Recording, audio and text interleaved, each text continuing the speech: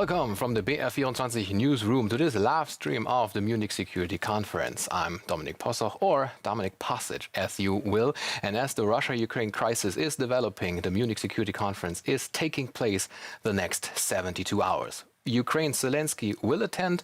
Russia is not sending a representative. Russia's Secretary of State Lavrov cancelled. Therefore, numerous statements, panels and discussion will take place at the embassy's venue, the Hotel Bayerischer Hof here in Munich, Germany.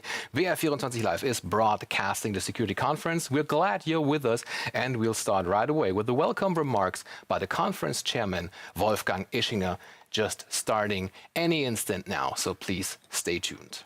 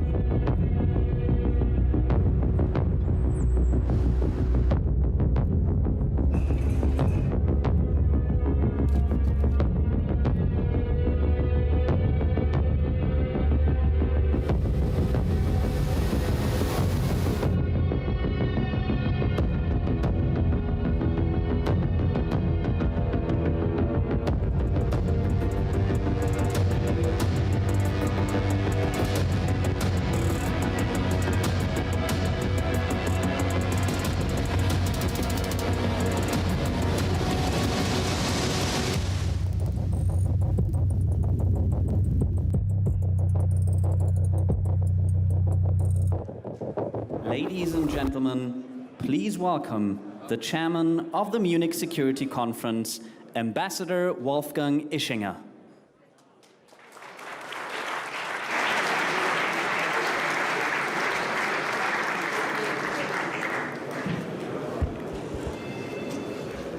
Excellencies, ladies and gentlemen, dear friends of the Munich Security Conference. This is perhaps, I think, the single most important conference during my 14 years as chairman. We have seen our fair share of crises over this last decade or decade and a half, from the economic crisis to the sudden eruption in the Arab Spring, the violent conflicts in Syria and Libya, and then on to the illegal annexation of Crimea, the conflict in Donbass, and so on and so forth. We've seen turbulent times in the transatlantic relationship, and most recently and currently we are witnessing a threatening military buildup in the western part of Russia against Ukraine. Looking back, I sense that the crises we're dealing with have become and are continuing to become more intense and more numerous. And all sorts of issues have become security issues. 20 years ago, it was a pretty straightforward decision that the Security Conference dealt with classic military political security issues. Now, we've had, and I'm glad we did that, we've had to broaden our portfolio. We've started to discuss years ago global health, the impact of climate change, becoming more important every year, the vulnerabilities that come with energy dependence, and so many more additional issues in the context of international security. The past year was not only shaped by the seemingly endless COVID-19 pandemic. We also witnessed severe floods, droughts, wildfires, underlining the threat posed by unstopped climate change. We watched an unfortunately rather chaotic withdrawal from Afghanistan, and many among you, many among us, are worrying deeply about humanitarian emergencies, about 80 million or so displaced persons, refugees in many parts of the world. These crises of the past few years feel like a rising tide of mutually reinforcing crises. As data from our recently published Munich Security Report, just a few days ago we published it, many feel helpless in the face of global events, and many don't believe that their political leaders can actually have a grip on the challenges facing us.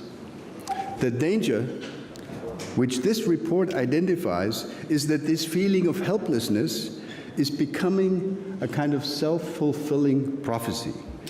This leads us to give up, even though we actually have all the tools and resources to address such dramatic challenges as the pandemic, as climate change, or as great power confrontations. We must not allow this to happen to us. These problems, as they say, are man-made, and if they are man-made, they can be resolved by men. And that is why we call on everyone here to collectively, quote unquote, unlearn helplessness, overcome helplessness. And this is also the reason why I believe it is so important to have this in-person Munich Security Conference this year. We cannot just postpone world politics. Security challenges don't do social distancing. I'm therefore more than happy to say that we finally managed to get all of you here again Many of you have come here for many years. Even if this setting is far from normal, I am extremely sorry, especially because this is my last year in the chair, that we could only invite about 1/3 of the normal number of participants. We had to cut down on side events, on extra meetings. There are no gala dinners or other social events. This is a business event required by pandemic regulations. Some countries are not even represented this year for various reasons, but some, of course, because of insufficient vaccination requirements. I offer a particularly warm welcome to our Ukrainian guests, particularly to President Zelensky himself.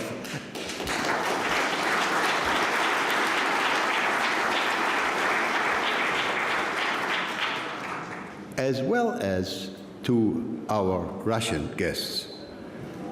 I am very sorry to see that the Russian government decided not to make use of the opportunity to explain the Russian position in this hall today or tomorrow. But let me reiterate that as far as the Munich Security Conference is concerned, our door, of course, remains open. We've always tried to make sure that all relevant points of view can be expressed and actually should be expressed at the Munich Security Conference. I'm proud to say that even under these extremely difficult pandemic circumstances, we have once again a stellar lineup of speakers. And we, of course, have a lot on the plate. This year's conference is, I repeat, a business conference. Chancellor Scholz, when he was in Moscow a few days ago, said it's our verdammte Pflicht, it's our damn duty to work for the prevention of major war. Well, let's get to work then. My young team, my wonderful team, has done everything in our collective power to provide you with the best possible conference services under these difficult and dynamic circumstances.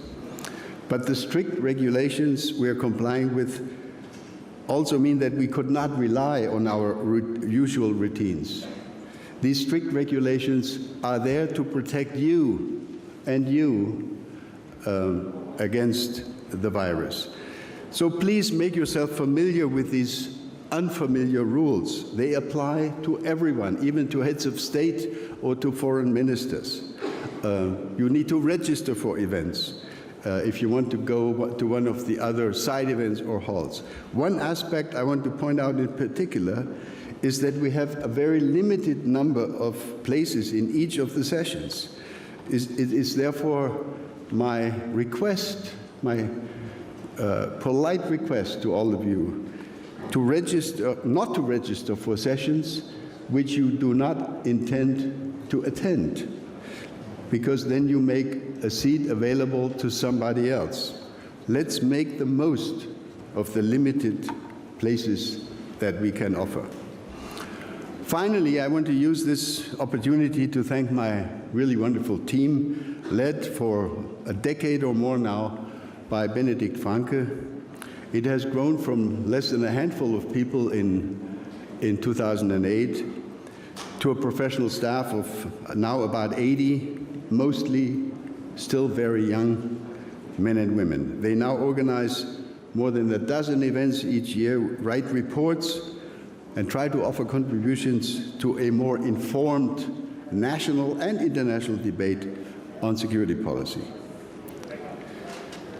They even made new exciting formats possible, such as town hall meetings and so-called conversations, which some of you will experience going forward today, tomorrow, and Sunday. I'm proud of this team, and I'm particularly proud of this team because, as I just said, this is the last time I'm chairing this event.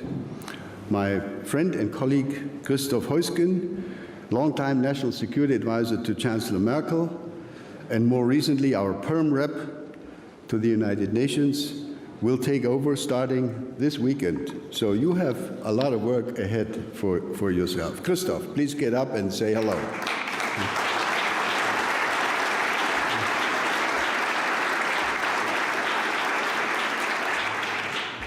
Both Christoph Heusgen and my vice chair, Ambassador Boris Ruge, will help me and help others moderate some of the sessions over the next 2.5 days. I would also like to thank all those who make this conference possible in terms of the logistics and the infrastructure. We are again in this wonderful hall of the Bayerischer Hof, which reminds me also to thank the federal government, the Free State of Bavaria, and the City of Munich for their perfect cooperation in setting all of this up.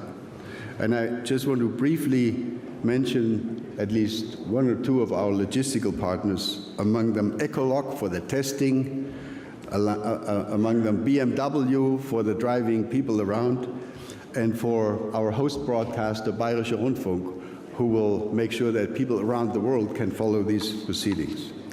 A very warm welcome to all of you again. I hope that we're going to have a weekend of thought-provoking discussions, and it would be my best end for these 14 years if I could think in a few months that out of Munich came some good ideas that would help to de-escalate what we regard currently as a really threatening international crisis. Thank you very much.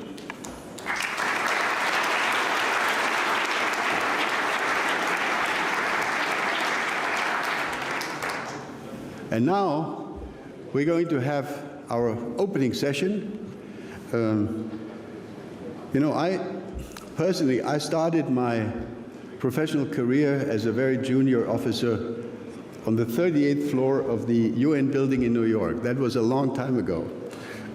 So I know a little bit what I'm talking about when I say that the UN is still the centerpiece and should continue to be the centerpiece of the international system. And it is of enormous importance for us if we think about how best to promote global solutions and to meet global challenges. It gives me enormous pleasure, and I have this wonderful privilege to welcome the Secretary General of the United Nations, Antonio Guterres, back to Munich.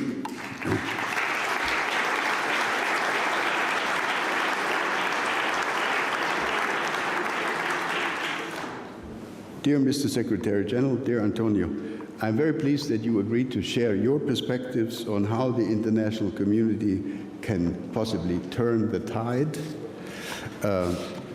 After your presentation, we will have, I hope, time for a few questions, for a brief discussion. The stage is yours, Mr. Secretary General.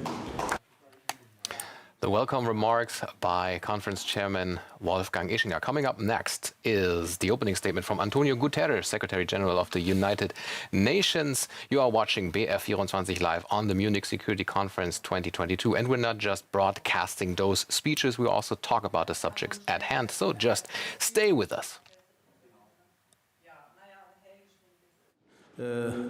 Your conference. Let me express my enormous gratitude and appreciation for what has been a remarkable contribution for international dialogue for peace and security. And dear Christoph, I hope you'll invite me next year. Excellencies, ladies and gentlemen, it is a pleasure to be back in Munich for the first time in 3 years. And unfortunately, the world has grown even more complex and dangerous during that time. I see 5 major reasons. First, geopolitical divides have continued to grow and deepen. These divides often paralyze the Security Council and create an environment of impunity in which state and non-state actors believe they can do whatever they want. I'm often asked whether we are in a new Cold War. My answer is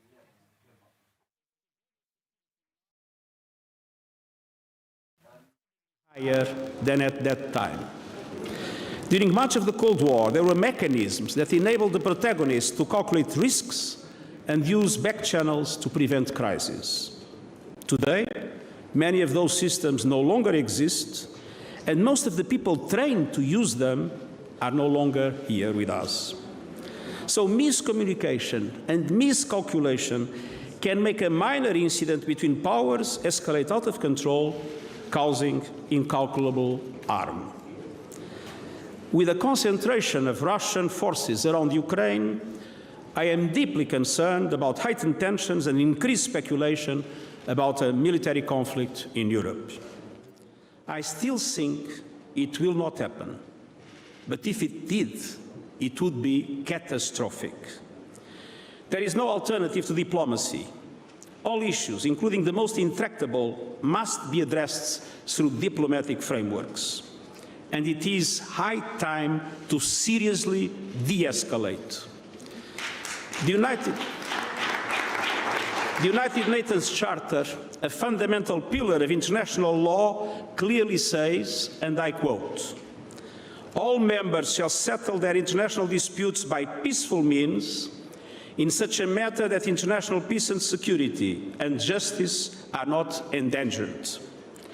All members shall refrain in their international relations from the threat or use of force against the territorial integrity or political independence of any state or in any other manner inconsistent with the purposes of the United Nations." The Charter is clear. And I also urge all parties to be extremely careful with their rhetoric. Public statements should aim to reduce tensions, not to inflate them. And the United Nations and the United Nations system remain fully operational in Ukraine, including our humanitarian work in the Donetsk and Luhansk regions. And I would like to express my gratitude to the cooperation we have with the Ukrainian government in this regard. Excellencies, geopolitical divides are rarely solved, but they can and must be managed. And the new agenda for peace, proposed in my recent Our Common Agenda report, should advance efforts towards more effective collective security responses. Respect for international law, trust building and dialogue are paramount. Second, crises are proliferating. Conflicts are increasingly internationalized with the involvement of regional and global powers. In Yemen and Libya, regional rivalries are firmly embedded in the civil wars. And at the same time, crises are more fragmented. Multiple actors operate in loose and rapidly shifting coalitions with different agendas. A widespread failure by states to deliver essential services and respond to the aspirations of their people is also giving rise to tensions and social unrest. Coups used to happen once every couple of years. In 2022, it's once every couple of weeks. And these developments are both a symptom and the cause of the increased unpredictability and fragility of the global landscape. Third, the threat of global terror looms over the world. In Syria, Daesh is using children as human shields. Al-Qaeda and its affiliates are regaining great power to cause harm. The risks of terrorist spillover out of Afghanistan, as well as the alarming spread of terrorism in some African countries, show how adept terrorists are at exploiting power vacuums and subverting fragile states. In the African context, we need robust African peace enforcement and counter-terrorist operations mandated by the UN Security Council under Chapter 7 of the Charter and with stable and predictable funding. The present situation is unsustainable. Extremism and terrorism flourishes where there is poverty, hunger, inequality and injustice. And the Sustainable Development Goals remain our greatest prevention tool. Excellencies, fourth, these factors are exacerbated by non-traditional security threats, primarily increased inequality, the climate crisis and the COVID-19 pandemic. Discrimination, exclusion and economic and social and cultural inequalities are exacting a devastating toll and creating an acute risk of violence and conflict. The COVID-19 pandemic has highlighted the inadequacy and moral bankruptcy of our global financial system, which has increased the systemic inequality between North and South. Many countries in the Global South have suffered devastating economic losses during the pandemic, and many of them still need vaccines. Governments face debt default and financial ruin, while their people face poverty, unemployment, hunger, and despair. Meanwhile, the climate crisis is out of control, causing increased devastation that will lead to record levels of forced displacement. And this could further destabilize entire regions. I urge all countries to step up support for global solutions to these non-traditional security threats, including the full implementation of the Paris Agreement on climate change to keep 1.5 degrees alive, and it risks to be dying very soon. The World Health Organization Global Vaccination Strategy and urgent reforms to the global financial system to enable developing countries to access the resources needed to support their people. Excellencies, fifth and finally, digital technology is creating ever more dangerous ways for groups of people to harm each other, from cyber attacks to artificial intelligence-assisted weapons.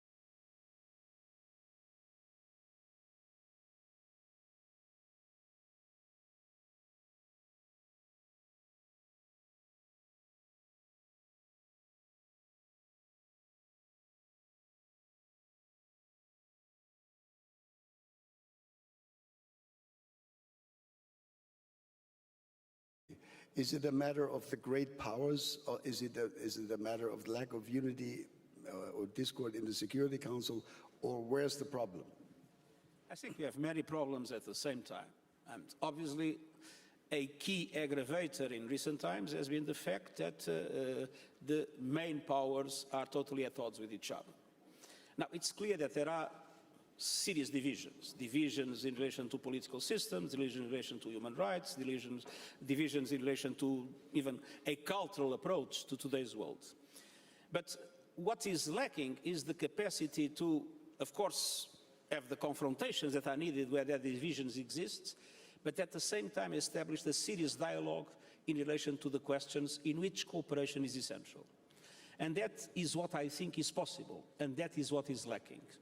I mean, if you look at the United States and China, I mean, it's clear that there is no chance to have an agreement on human rights. It's clear there is no chance to have an agreement on some geostrategic problems in the neighborhood of China.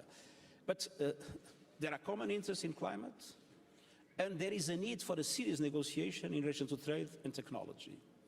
Obviously, in this negotiation, many things will be possible to reach an agreement. In others, it will not be possible. But at least there must be a serious discussion on the problems that affect us all. And the fact that it doesn't exist is quite dramatic, because in climate change, we are not winning the race, we are losing the race. There was a naive optimism after Glasgow. There are no reasons for this naive optimism. The risk is that emissions will go on rising until 2030 instead of decreasing. And the central question, which was the relation between developed countries and the large emerging economies, that central question was not solved, and it needs to be solved. And it's possible to be solved with coalitions to allow those emerging economies to accelerate their transition. Because if they don't, look at China, look at India, look at these countries, if they don't, there is no way developed countries alone can bridge the gap.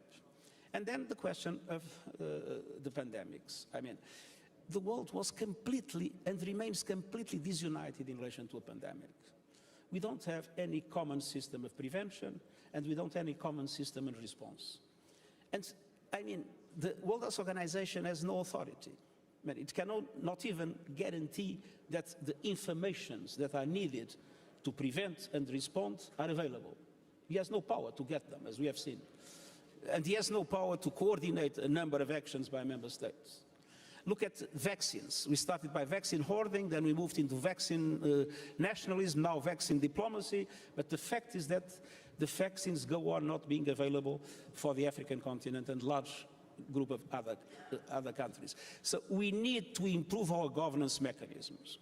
And that is why I've just appointed Stefan Löfven and Ellen Johnson-Sirleaf to lead a group of a high-level panel to look into what are the gaps of governance that exist in our world, and how can we address those gaps of governance in order to be able to address the global problems that we have and for which we are not at all united and not at all in solidarity to address. And I think that climate change is becoming too serious. I think our incapacity to deal with pandemics, if something comes much more lethal than the COVID, we are doomed. And I think that our capacity to manage security problems and terrorism around the world is severely undermined by the lack of capacity to have a Security Council working and to make sure that the present state of impunity ends. Mr. Secretary General, one of the difficult challenges that have been debated in the German parliament, in the Bundestag recently, which are debated in our media, is what, if anything, we can do, we Germans, with the French or with others in the Sahel region.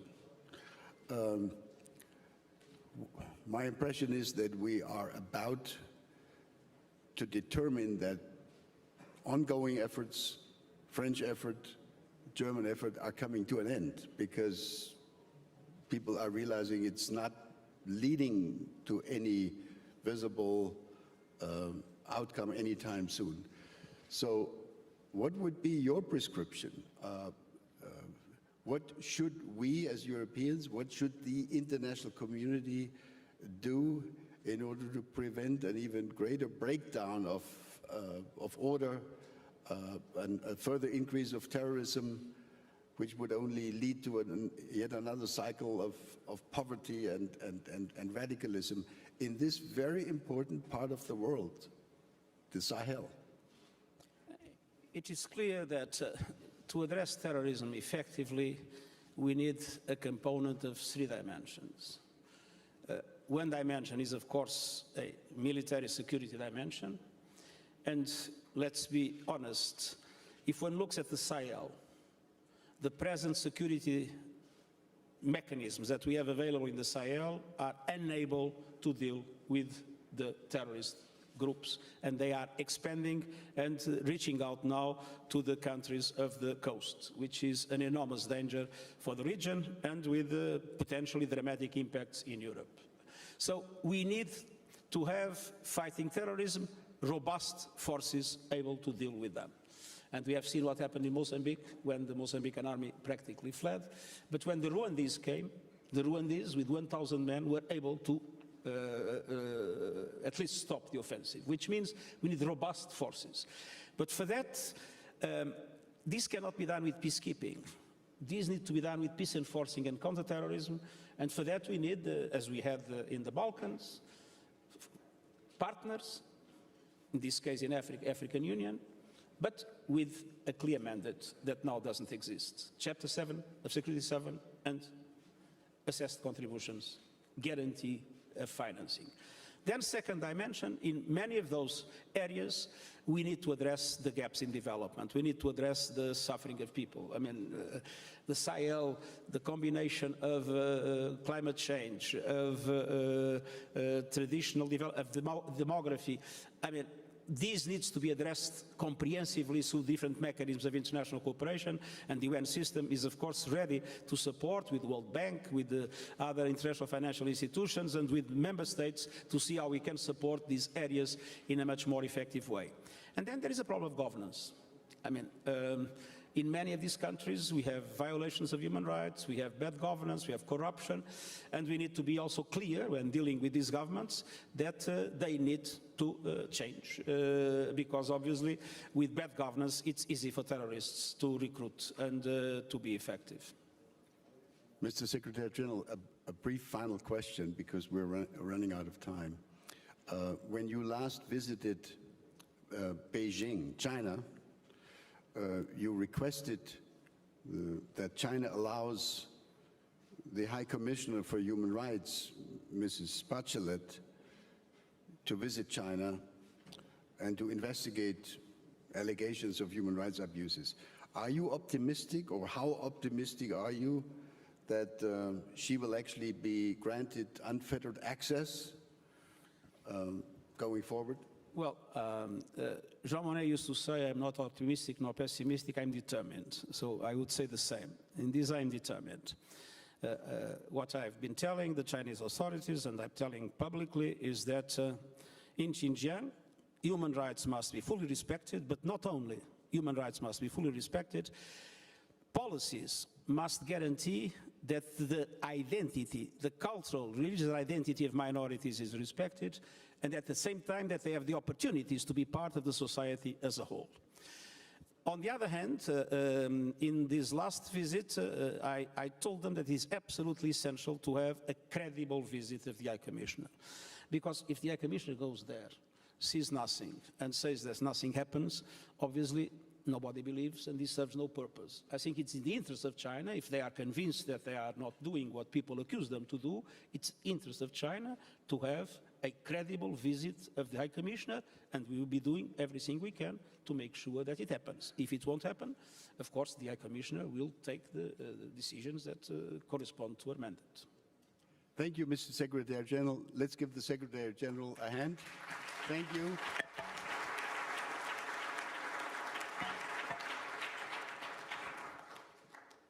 Thank you very much again for taking the trip and for sharing your observations. Please don't leave your seats, because the program will continue in just 1 second with the German Foreign Minister, Annalena Baerbock, and Secretary of State, Tony Blinken.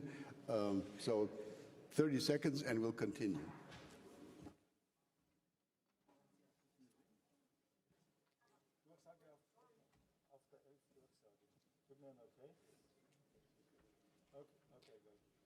Ladies and gentlemen, please remain seated. The main program will continue momentarily.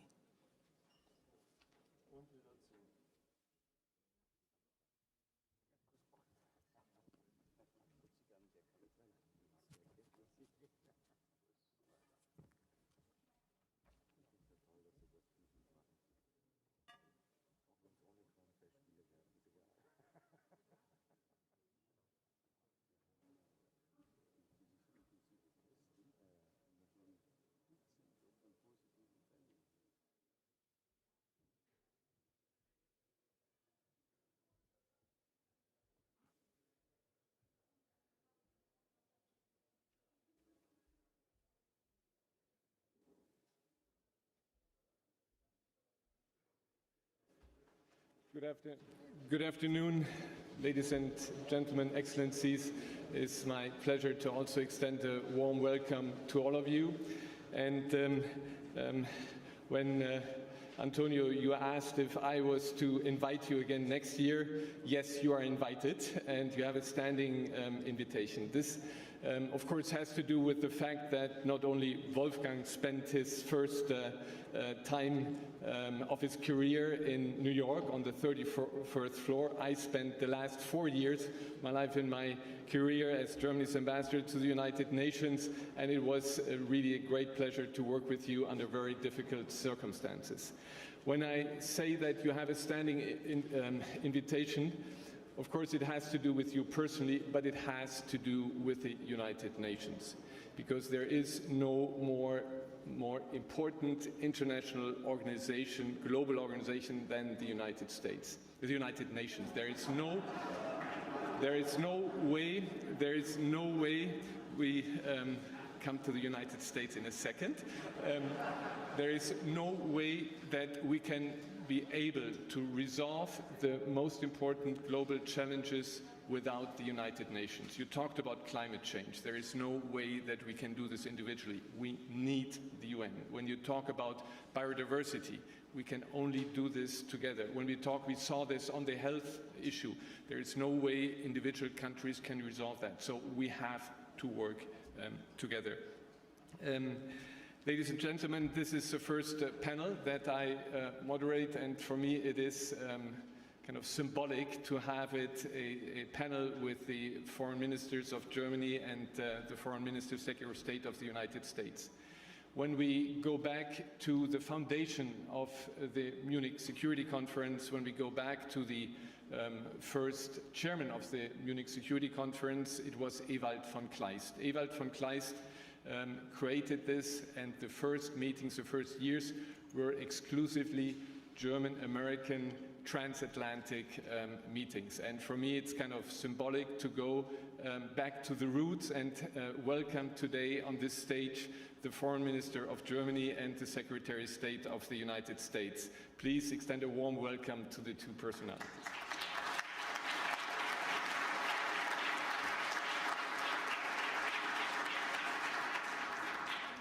We will proceed the following way. First, the German Foreign Minister will give her speech. She will give her speech in German, so please get ready to take your headphones.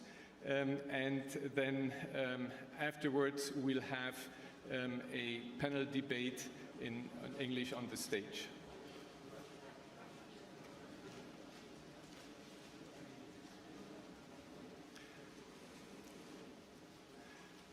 While you are getting your headphones ready, it is my pleasure to introduce Foreign Minister Analina Bierbrock.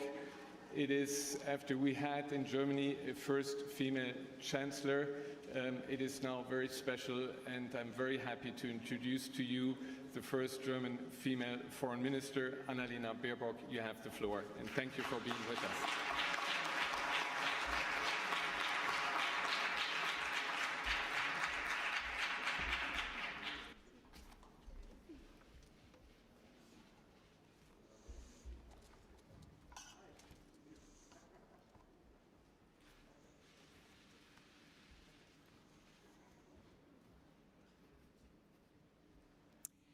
Sehr geehrter Herr Botschafter Heusgen, Ambassador sehr geehrter Herr Heusgen, Ischinger, lieber Herr Mr. Generalsekretär, Ischinger, lieber Tony Secretary Blinken, General meine sehr Tony verehrten Blinken, Damen und Herren. ladies and Ich gentlemen. freue mich, heute hier sprechen zu können I'm very zum happy Auftakt des Panels to be able to talk to you Helplessness, to kick off the Meeting panel Global Challenges. under the motto of Unlearning, wenigen Helplessness, Tagen war ich Meeting vor Global Ort Challenges. in Just a few days Lebedinsk, ago, nahe I was Kontaktlinie right there in der at Ostukraine. Lebedinsk Und ich at the stand line of dort, hinter contact mir in im the eastern Rücken part of the ein Ukraine. zerstörtes I was Haus standing und rechts there. neben mir Right next to me, there was a schoolyard and a destroyed house in my back. And every single moment I was thinking of my children who actually would go to school right now in the morning, you know, very hectically. And I was watching the children who were not able to do that here. They were not able to go to their school, just like that.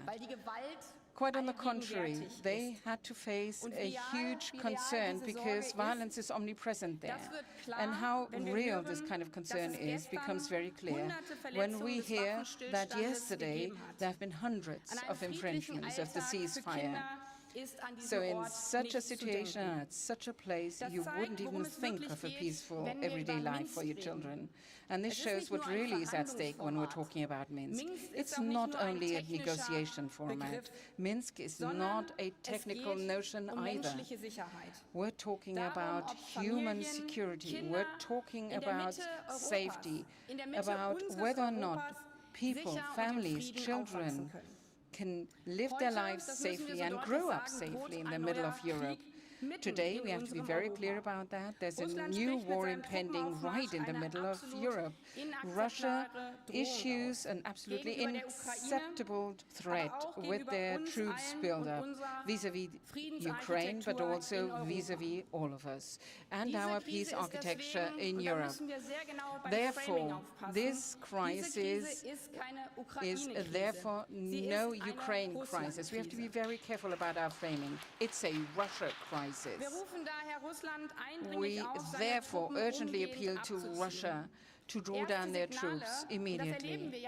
I mean, we've seen the first signals time and again, and we've seen this happening in the past few weeks. First signals were a glimmer of hope, but now we need to see some action because the Russian threat continues to be a real one. But our joint response is just as real. If there were a Russian attack on Ukraine, then this would have massive consequences for Russia, financially, politically, and economically. And we have yet another message to Moscow that is just as clear. We don't want, but our joint response is just as real. If there were a Russian attack on Ukraine, then this would have massive consequences for Russia, financially, politically, and economically. And we have yet another message to Moscow that is just as clear. We don't want to have that. We don't want to have to draw these consequences. We want to have a serious dialogue on security and peace together in Europe. That is in the interest of all of us. And yes, we also want to minimize the risk of escalation in Europe. I mean, what else would we want? Yes, we also want to create reliability, and that is why exactly we have worked out substantial proposals in the last few weeks as NATO states. They are on the table at Moscow, and every single time, every single minute, we want to talk about these now. But what we do not want to see and what we cannot do is to challenge our architecture of security that we've built up together. Yesterday's response letter from the Russian side, unfortunately, however, very much sounds like that. President Putin, Sergei Lavrov, in your response letter, you underline that non-alignment also includes the principle that security must not be at the expense of others. Yes, that is what we have agreed to together. We together have agreed to this being a joint security that must not be at the expense of others. And this is what we expressly are committed to. But that is the very reason why we have to talk about the troops buildup at the border in the eastern part of Ukraine, which of course is at the expense of security in Ukraine. 130,000 troops at the border. I mean, what else could this be if not a threat? Those who want to live in security and safety together do not threat each other. If you want to live in security and safety, then you go to the negotiation table and talk to each other. Sure, and you have to be very honest here. Tony Blinken and I and many other foreign ministers, also ministers of defense, diplomats here in this room, we are asked time and again, I mean, it's been going on for like 1 week. How long is this going to take? It might be taking weeks, months. Negotiations usually are a marathon. There are setbacks, misunderstandings, there might even some foul play in there. But if you are afraid of starting this race and this run, then you don't start working and you've lost out from the very beginning. Helsinki or Jalta, this is how Timothy Gardner-Asher, historian, has described our choice. That is the choice we as Europeans are faced with. The choice between a system of joint responsibility for security and peace that is based on the Helsinki Founding Act and the Paris Charter that we all have signed, or a system of power rivalry and spheres of influence for which the Yalta Conference of 1945 was standing. And for me, and I believe for every single one in this room, this is the key question. Because what is at issue for us Europeans and the international community? That is not just a question how we are going to resolve the current crisis. It is the question of how we're going to stand up for our rules-based order in the future. An order that is based on the Charter of the United Nations, on the principles of self-determination, the respect of freedom and human rights, and the principle of international cooperation. That was especially described by the UN Secretary General so vividly. Does this principle still work? And this is the question that will be dealt with in this conference. Or are we living in an age of collective helplessness? The resignation and helplessness as is the motto of this panel. Tony Blinken, the two of us are having numerous talks these days. But what makes me optimistic in these difficult times is the knowledge of the strength of our transatlantic union and the solidity of our alliance and the strength of our liberal democracies. That is why my answer, my response is very clear when I'm being asked where we are right now, whether we're helpless or not. We are not helpless collectively. Quite on the contrary, we draw our strength from our action, from our acting together. We are the ones to decide whether or not we're helpless. As far as I'm concerned, three elements are key: determination, solidarity, and reliability. This applies to the Russia crisis, but also beyond. We are determined with a view to the actions and measures that we're preparing in the event of Russia acting against the Ukraine. These sanctions are or would be unprecedented and have been coordinated with all our partners and have been prepared with them. We in Germany are ready to pay a high price for that in economic terms. That is why all options are on the table, also Nord Stream 2.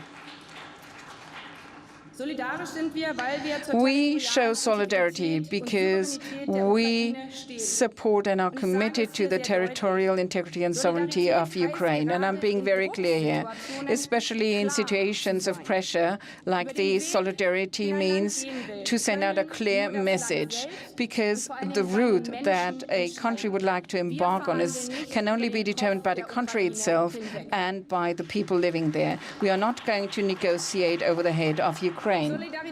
Solidarity means that we take the concerns of our neighbors in Central and Eastern Europe seriously. That is why we're strengthening our NATO commitment together. Solidarity also means, however, and that's very important to me, because foreign policy is not just some kind of policy between politicians, not just traveling forwards and backwards between the capitals of countries. Foreign policy is about the people, our people, and that is why solidarity means in the current situation, not just showing solidarity with Kiev, but also with the people in Ukraine, and especially with the people that live close to the line of contact. And here OSCE is decisive, because their observers are our eyes and ears there. We have to ensure together that they can effectively do their job, especially now where violence along the line of contact has dramatically increased over the past 48 hours. Now, this is one of the most dangerous moments where provocation and disinformation might turn into escalation. I'm being very clear here. This is a game that we're not going to play. Quite on the contrary. With all our efforts, we work on finding constructive solutions of the crisis in the Normandy format, in the EU and in NATO. Every step in the direction of peace is laborious. We're fighting for every single millimeter, but every millimeter is better than no movement at all. And this brings me to my third point, reliability in foreign policy that is based on clear values. What is at stake for the people in Ukraine is their right of freedom, their right to determine their own future. And for all of us, what is at stake is nothing less than peace in Europe and the question whether or not we're going to defend our rules-based order, even if it comes to the crunch. We live in a world in which this rules-based order is not just coming under pressure in Eastern Europe. We're faced with growing geopolitical tensions, with a competition between authoritarian forces and liberal democracies.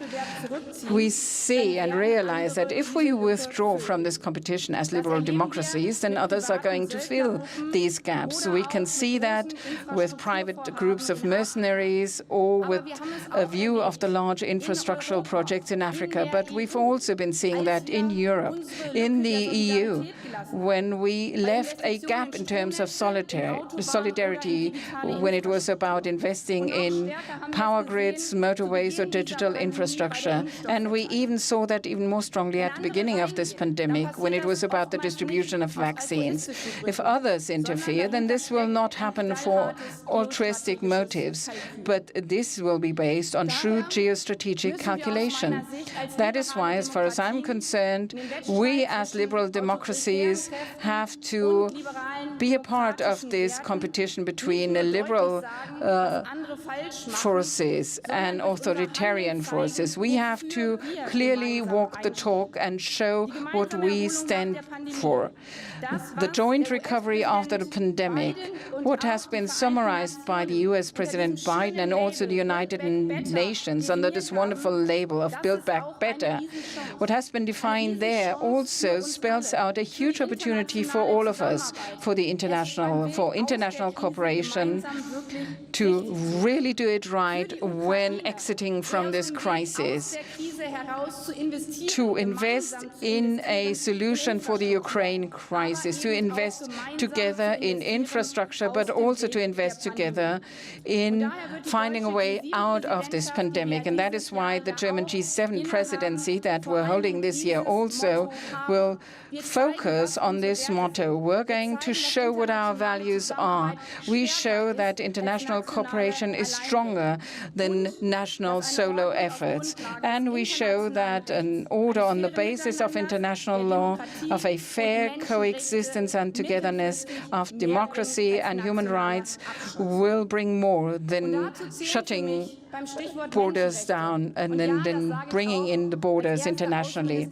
And this also includes women's rights. And me being the first female foreign minister after 150 years, this also means that women's rights have to be brought in here, because women's rights are the yardstick for the condition of all democracies. We're seeing that worldwide. And I'm saying that as a German, as a European woman. We're not just seeing that in other countries. We've also seen that in our country during the pandemic.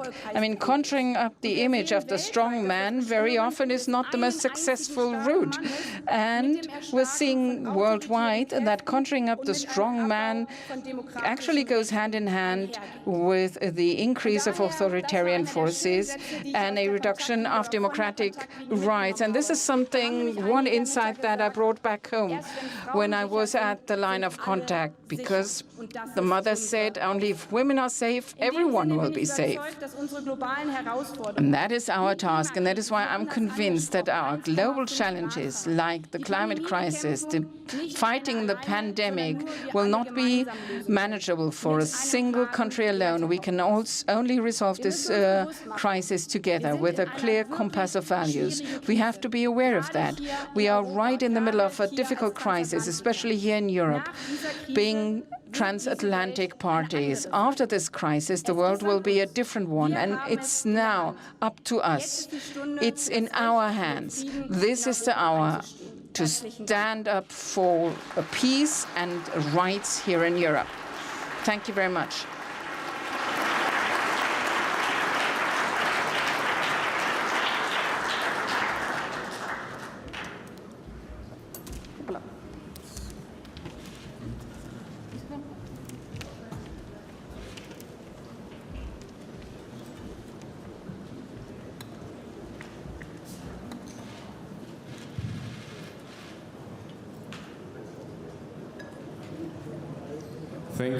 Thank you very much, Minister, for this very impressive speech. Let me start where you finished, where you talked about the role of women. We at the Munich Security Conference this year have the highest number of women on our panels ever. We are at 45%, and I pledge to you that next year we arrive at 50%.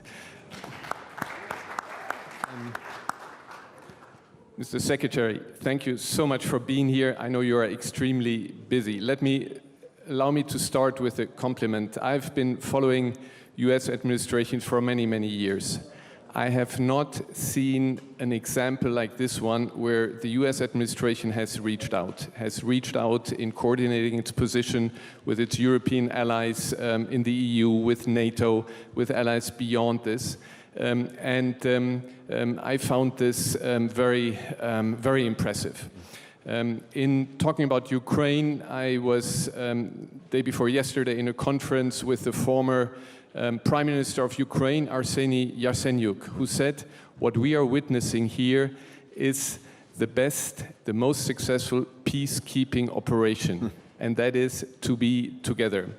Now, my question to you is, first, do you think the minister talked about all the global challenges that we have, that this scheme, which of course is a lot of work, the president is involved, you involved, the defense minister coordinating, could that be an example for the future that we cope with all the challenges that the minister also mentioned in the same way, in this way of, as President Bush Jr. said it, and partnership in leadership, number one, and number two, where do you think we stand with Ukraine? I think this is what everybody want to know.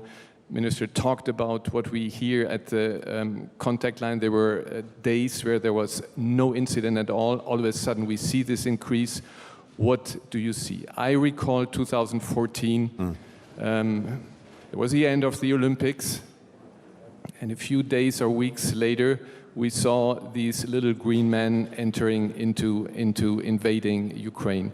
Where, Mr. Secretary, do you think we stand right now?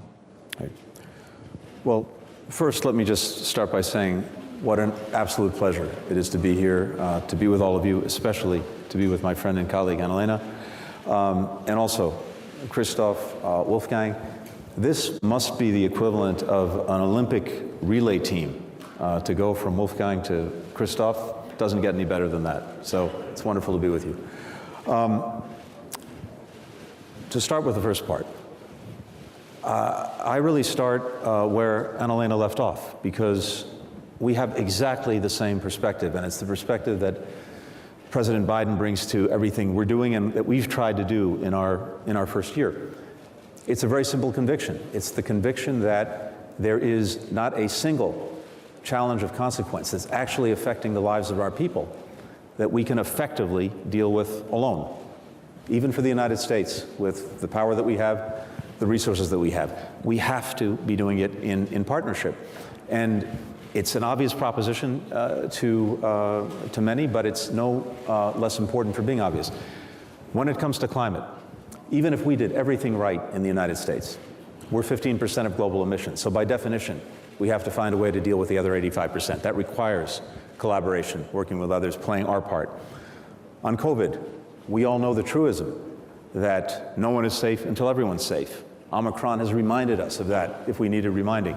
And so we have to find ways together. We were just a few days ago together on a video conference with some of our colleagues, because I think we both feel at this point that we have to do more to mobilize coordinated collective action to really finally get ahead of COVID and to get where we need to be at the end of the year, which is 70% of the world vaccinated. On emerging technologies that are shaping everyone's life. Again, even if we did everything just right somehow in the United States, by definition, these technologies surpass borders. We have to find ways to set rules, norms, and standards together. So that is our fundamental proposition. And it's exactly why, Christoph, we have invested so much of our own effort in the first year that we've been in office in reinvigorating, revitalizing our alliances, our partnerships, investing the time, the effort, because without that, we won't succeed. And I've been so grateful because when it comes to the partnership here, Germany is our partner of first resort on everything. There's not an issue where we have not been working closely together, and it's beyond words. It's truly invaluable. On Ukraine, I had a chance to speak to this a little bit yesterday at the United Nations at the Security Council before coming here. And even as we are doing everything we possibly can to make clear that there's a diplomatic path, that this has to be resolved, the differences have to be resolved through dialogue, through diplomacy, we are deeply concerned that that is not the path that Russia has embarked on, and that everything that we're seeing, including what you've described in the last 24, 48 hours, is part of a scenario that is already in play of creating false provocations, of then having to respond to those provocations, and then ultimately committing new aggression against Ukraine. I think it's very important for us to shine a light on what we see.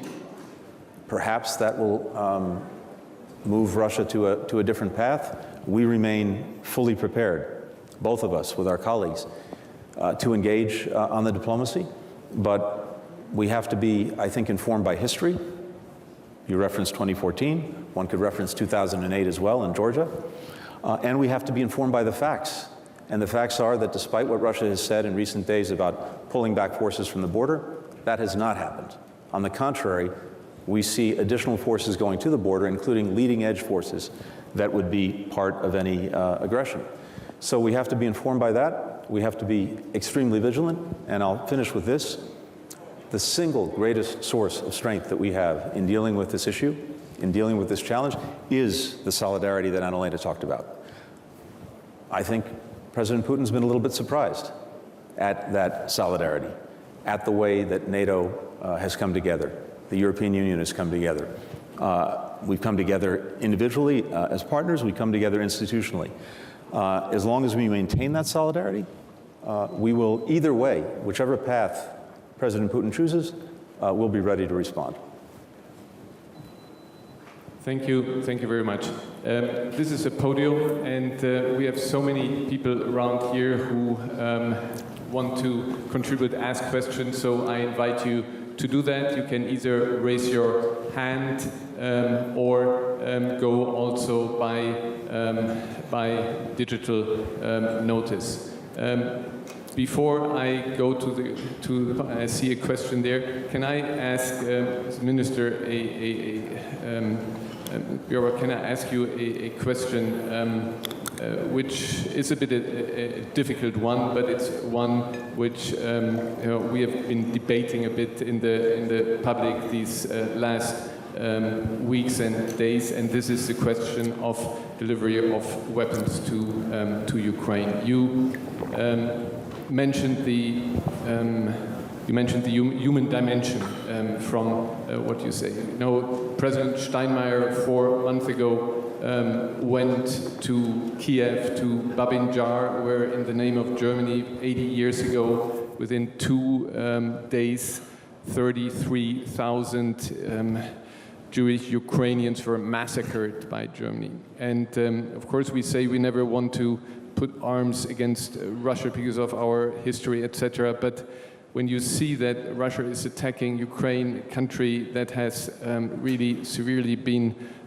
hit over history, again is fighting for existence, we sent, Milan missiles to the Kurds in Erbil in the area. Why can't we also send defensive weapons to Ukraine?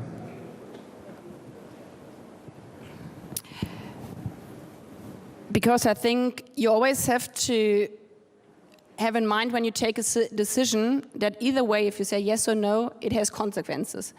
And if you balance the consequences, we believe that at this moment, it is not the moment to change our course by 180% degree.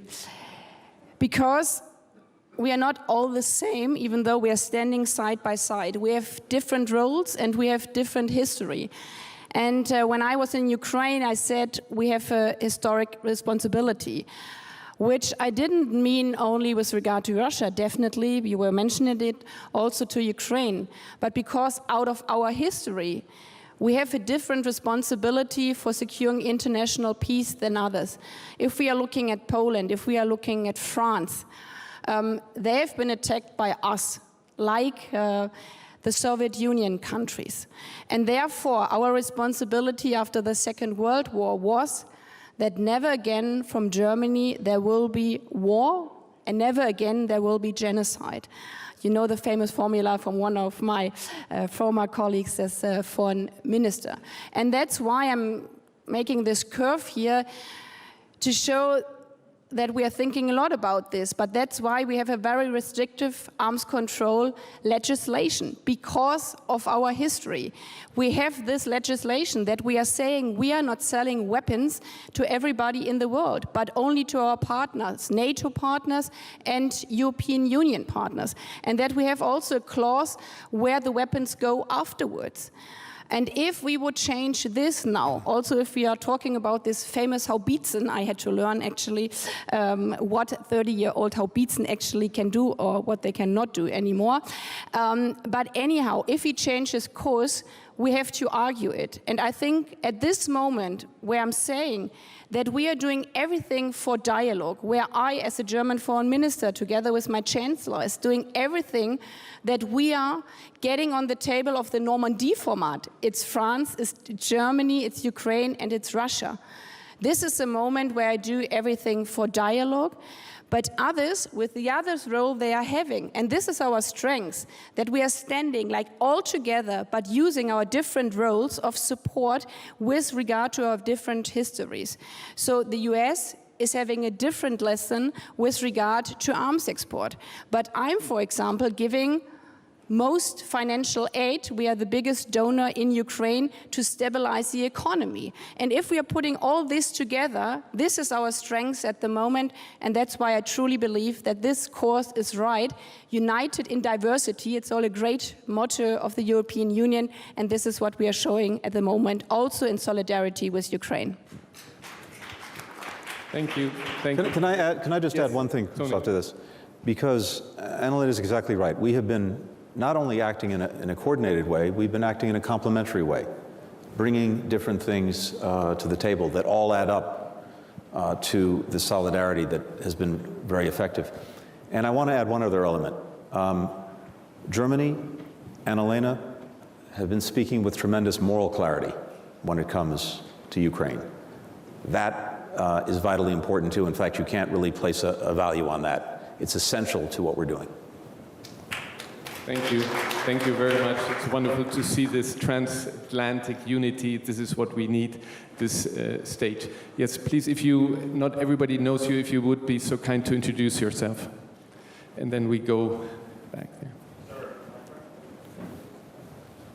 You're going to hold it. Okay, thank you. Tobias Elwood, Member of Parliament from the United Kingdom and Chair of the Defence Committee. Thank you very much indeed. I've just returned from Ukraine, and there's certainly a concern about the immediate threat. Could I ask whether it is we are hiding behind this rule that simply because a member, Ukraine is not a member of NATO, that there's a limit as to what we should do. In Ukraine, they would see Ukrainian security as European security, and I think I would agree with that. And could I add, is there not a bigger picture that we now need to wake up to? That the reason why we're seeing Russia's adventurism is because of a new alliance, a dangerous alliance that's forming between Russia and China. And that's actually leading to Russia's increased adventurism, boldness, indeed even welcoming sanctions, knowing that Putin can persuade his own people maybe the future of Russia is not pointing to the West, as it has been traditionally, but to move to the East with China, which would, I think, be the advent, a turning point geopolitically of a very dangerous era. Thank you. Well, I totally agree what you have been saying, sir, that it is dangerous if we can see the alliance between those two countries.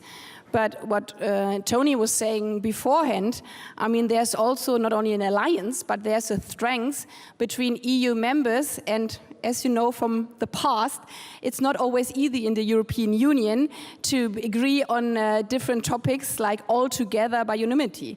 But at this moment, we are doing this by 27 states. And this is also the difference then to 2014. If we remember to 2014, when Crimea was invaded, when the separatists took over in eastern Ukraine. I mean, there wasn't this solidarity, and this is new at the moment. So I think we should not always look that others are bonding, but also how big our strength is that we are bonding. Also, with regard to NATO, we are on the same page. We have written the same letter all together, and this is also why we get the request, well, we want individual letters. No, this is our common transatlantic anthem. And with regard to the economic sanctions, yes, I mean, we all know the figures. We also know also with regard to financial flows.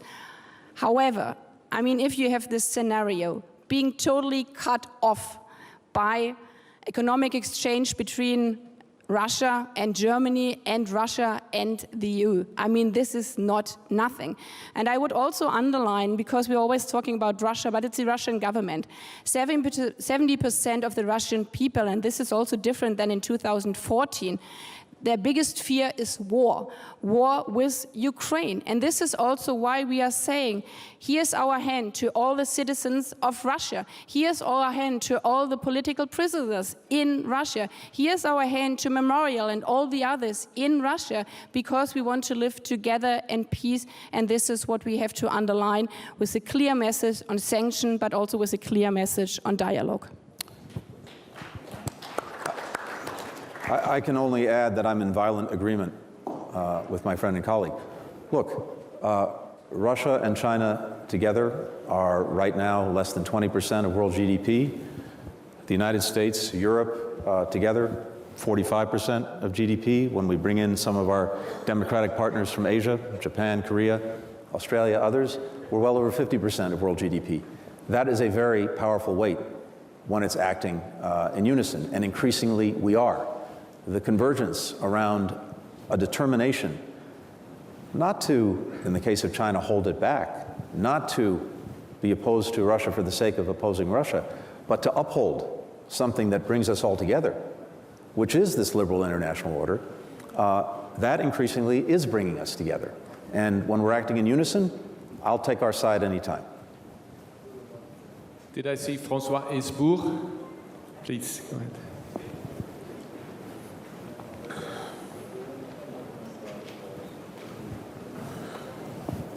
No. Back there, François. And then it's you afterwards. I'd be delighted to be François Hesbourg, but it's Timothy Garton-Ash, Oxford University, and an English European. To Foreign Minister Bierbrock, precisely if we want consistently to pursue Helsinki against Yalta in changed circumstances, do we need a new German and European Ostpolitik? And if yes, what would its 2 or 3 key features be? And to Secretary Blinken, how do we preserve that Western unity and solidarity if Putin doesn't do the invasion, doesn't do even, to coin a phrase, how shall I put it, a small incursion? Not a single Russian soldier crosses the frontiers, but massive hybrid military technical means are applied, cyber attacks, recognition of the Donetsk and Lugansk statelets. How do we preserve Western unity in that event?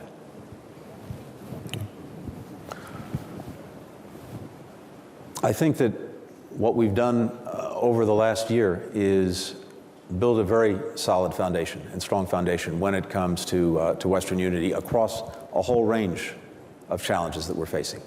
And we've rediscovered habits of cooperation, of coordination, and as I'm seeing it at least, there is increasing convergence on most of the central issues of our time.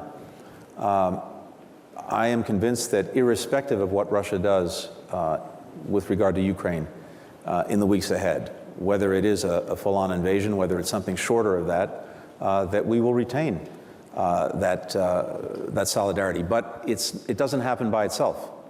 It's the product of constant, day in, day out, roll up your sleeves engagement that we have been engaged in, and that will continue irrespective of what happens over the next week. So it takes work, it takes effort, but I really think the last months in particular have concentrated minds in a way they have perhaps not been concentrated in recent years. I don't think we're going to lose that concentration in the weeks or months ahead.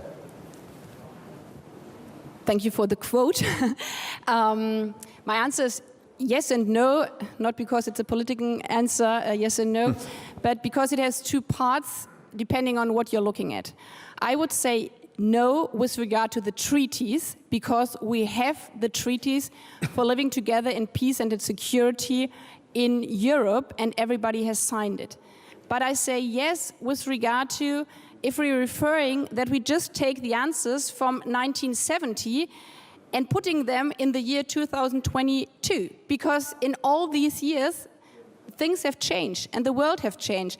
And when we talked about Ostpolitik, those days, I mean, we meant with Ost, East, also Poland, Romania, and all the other Eastern countries, which are now joined, thanks God, in the European Union. And that's why our answer from 1970 cannot be the same answer in 2022. And this is why we have also made clear, and I think this is also important for foreign policy, always reflecting what you are doing. And I think this is also the strength of the answers from NATO and also from us as Europeans, that we are also reflecting what have we done in the past. Was there something where we should be critical by ourselves, saying, did we do enough on transparency? Did we do enough on arms control? Did we do enough when we were talking about placing missiles in the region? And in reflecting those things, I think is actually what we should do when we are talking together in the NATO-Russian Council, and this is our invitation to Russia on the treaties, and there's no change from the past decades on the treaties of the security in Europe, speaking how we can ensure a peaceful world in the year 2022 for all our citizens. Thank you. Thank you very much. Now, before I get the names wrong again, can you introduce yourself, please?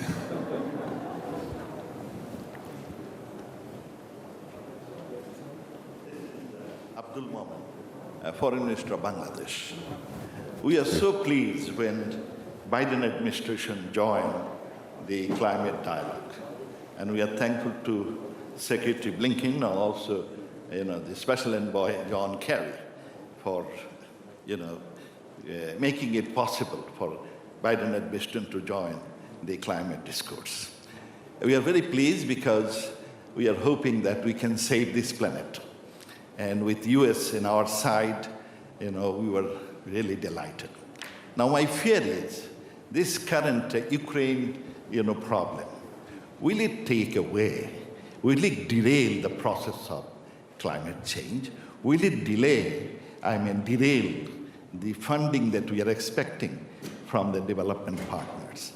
Will there be a fear of, violence and, war, and that will start a new wave of, defense expenditure, which will take away money away from the climate issue, creating more insecurity for the global community? What is your take on it? Thank you.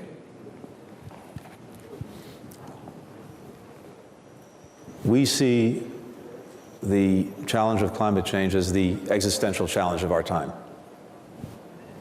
And if you see it that way, you're going to make sure that you're doing your part and doing everything necessary to meet the challenge, irrespective of what else is going on and what your other commitments are. Beyond rejoining Paris, with the leadership of John Kerry and President Biden, we have made this an ongoing commitment in multiple ways, because of course COP26 was an important moment, but we see that as a launching pad, not a finishing point for what has to happen. The bottom line reality is this: if we're going to make good on the need to keep warming to 1.5 degrees Celsius, whatever targets we set for 2045, 2050, 2055 won't matter unless we act now and especially over the next decade.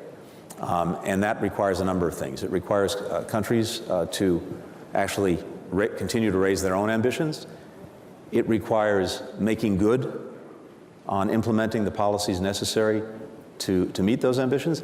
And for those of us in the long developed world, it requires making good on our commitments to help finance adaptation and resilience in countries that need assistance in doing that.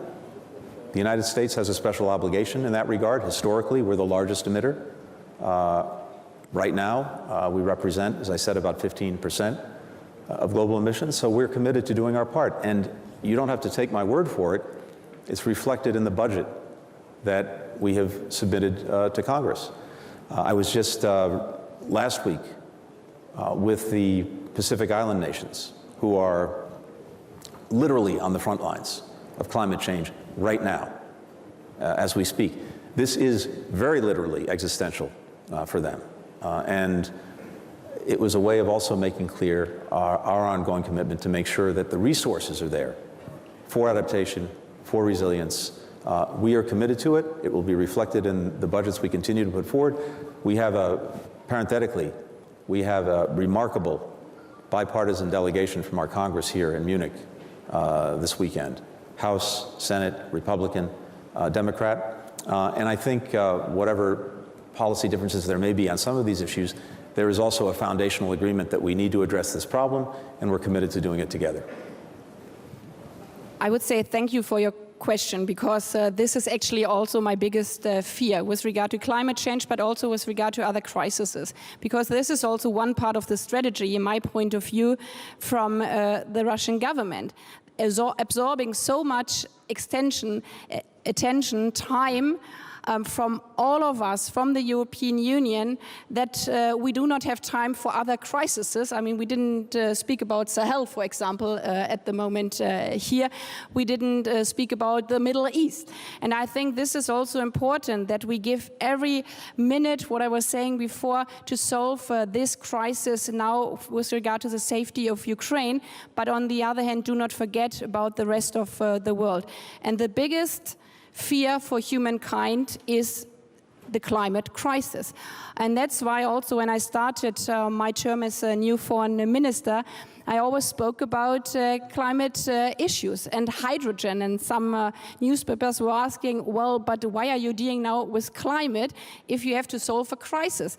Because I truly believe that this is also one of the answers to the crisis. I mean, why is it so difficult for us to formulate strong sanctions? Because we are highly depending, especially my country, on fossil imports from Russia. And after 2014, we all said to ourselves in Europe, we have to diversify. And we had already this chance 8 years ago to combine climate issues and security issues if we would have invested more in green energy. It's spilled milk now, but now we can do it. We can go now towards renewable energy with all the efforts we are having, and by this, making this world a bit more secure, and not only within Europe, but definitely also in your regions. I mean, you are facing the climate crisis right now. You're the countries and regions which have to resettle your capitals because of the climate crisis, and that's why we have to work all together to fight this. But again, here, it's such a big potential. I mean, if we are doing energy relation corporations around the world, especially with countries where there's way more space than in Germany, we can have solar energy from different regions in the world. We can have green hydrogen. We are working on, when we were in Liverpool as G7, we said now we have to look that we invest the money strategic-wise, but also always under the umbrella of the 1.5 degree. And that's why also the G7 presidency has a strong nexus with the G20 presidency to bringing together the climate crisis, the chances of renewable energy, and making the world a more secure place. Thank you very much. Actually, our time is up, but we have the mayor of Kiev here, and I would ask you to please have 1 more minute of patience for him to ask a short question and then short answers, and then we have to wrap up. Mr. Klitschko. Good afternoon, State Secretary, Minister, dear friends, Mayor of Kiev, Mayor of capital of Ukraine. First of all, I want to say thank you very much for all friends who support Ukraine in this very difficult situation. We understand without your support we can survive. It's very important right now. We understand that Germany, United States, all friends support, but we need right now defensive weapon. Thank you for Germany. Germany invested in the last couple of years billions to rebuild infrastructure, to make reform in Ukraine. But right now, in this critical situation, we stay front to one of the strongest army in the world. And every aggressor who just think to attack Ukraine have to understand they have to pay painful price. We're ready to fight. We're ready to defend our families, our states, our cities, our citizens. We need support. Thank you for 5,000 helms, but not enough. We can't defend our country just with that. And also, very important point, come back to 1996 Budapest Agreement. Ukraine in 1996 was third country in the world with largest nuclear weapons. We give up our nuclear weapons with a guarantee.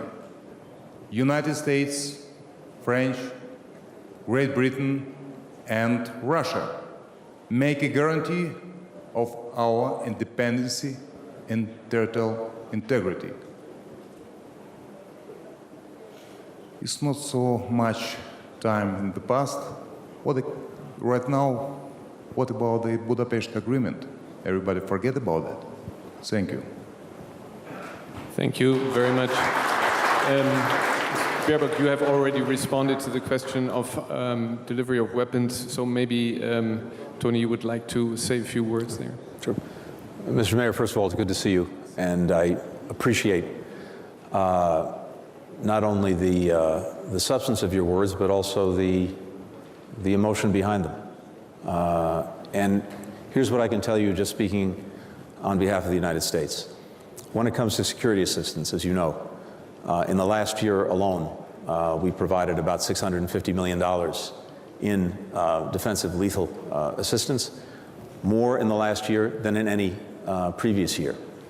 We continue to provide that assistance. I personally authorized some of our partner countries who had American-made equipment to transfer that to Ukraine, Baltic countries, and we're continuing to do everything that we can with other partners to help you provide for your defense.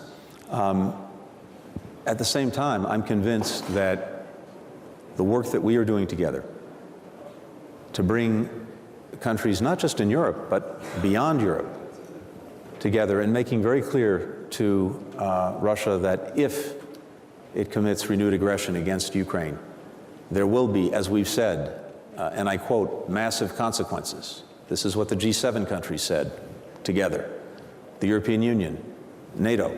The power of that deterrent and our solidarity, I remain hopeful will have an impact. But the other thing that I think is so important, and it's why more and more countries beyond Europe and beyond the United States are focused on this now, and I heard this at the Security Council yesterday, is I think there's a growing recognition that what is happening in Ukraine matters first and foremost to Ukrainians, but should matter to everyone in the world. Because what's at stake, first, yes, are the lives and well-being of Ukrainians, but what's at stake are larger principles that are at the foundation of the entire international order, an order established after 2 world wars and a Cold War, with some basic principles that are necessary to maintain peace and security. And those principles are being challenged right now by Russia in Ukraine. Principles like you can't change the borders of another country by force. Principles like you can't dictate to another country its choices, its decisions, its policies, including with whom it will associate. Principles like you cannot exert a sphere of influence to subjugate neighbors to your will. In different ways, complementary ways, but I believe powerful ways, countries are standing up for Ukraine and for the principles that are at stake. So we will continue to do everything we can for you, with you, and with our partners.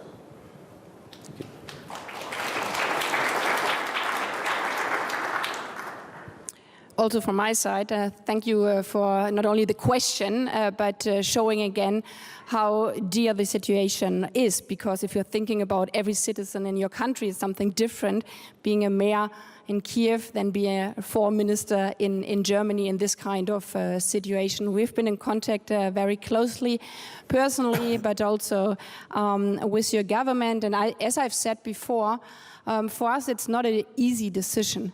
But if we are endangering by taking these steps that Normandy would not work anymore, this would be, in my point of view, also a big security threat for every citizen in Ukraine, because especially the situation around the contact line in the separatist areas, for every citizen there, you know it better than I do, is very crucial that we are coming back at the table to talk about Minsk.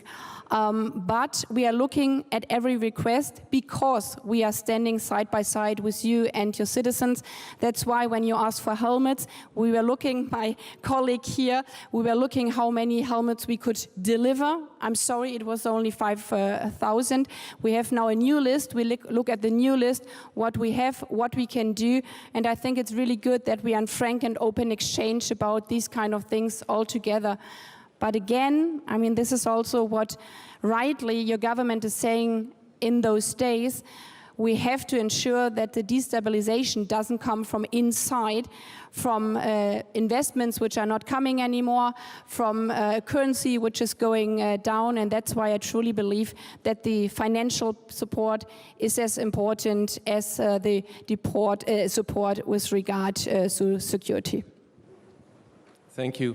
Thank you very much. We could have gone on, and we have seen with the question of the ambassador there from Asia how other questions also have to be discussed. I have 3 takeaways. Number 1, German-American relations are at their best, and it's wonderful to see this good relationship. Number 2, the 2 of you, I think, were also instrumental to forge this strong unity that goes beyond EU and NATO, that goes together with all those countries that respect the rules-based international order. And my takeaway is that this is also the way we work on other challenges. And this comes now to the 3rd one. And there, I think we close the circle to the Secretary General at the very beginning. We can only succeed if we work together to also cope with the most pressing issues, I think, as you said, that is climate change and others. And we also plead to Russia to allow to come back to the political solution, so we concentrate on those issues that really matter, that our population, our people are most concerned about. So thank you very much for coming here. Wonderful to have you had as my first panel. Thank you. Thank you.